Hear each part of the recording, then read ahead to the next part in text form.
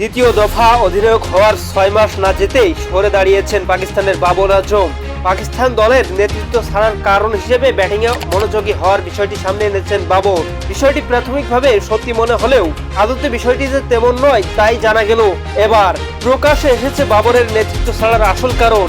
দেশটির গণমাধ্যমের দেওয়া তথ্য মতে সাদা বলের কোচ গ্যারি কারস্টেনের সঙ্গে বিরোধের কারণে নেতৃত্ব থেকে সরে দাঁড়িয়েছেন বাবর আজম।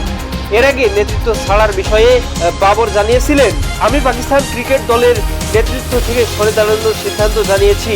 দলকে নেতৃত্ব দেওয়া ছিল দারুণ সম্মানের, কিন্তু এখন সময় হয়েছে আমার সরে দাঁড়ানোর এবং নিজের খেলার প্রতি মনোযোগ দেওয়ার।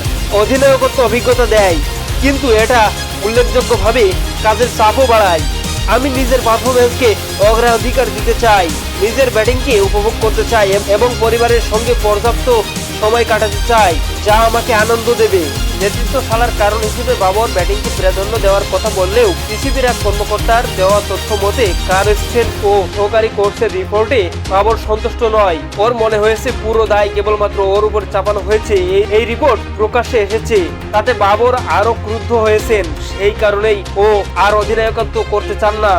নাকভিকে সব কথা জানিয়েছেন বাবর। ওর মতে একজন অধিনায়কের সঙ্গে এমন ব্যবহার কোনো কোচই করতে পারে না। বোর্ডকে পদক্ষেপ নেওয়ার আর্জি জানিয়েছেন Babar. ISP news sports desk, Al Jaber.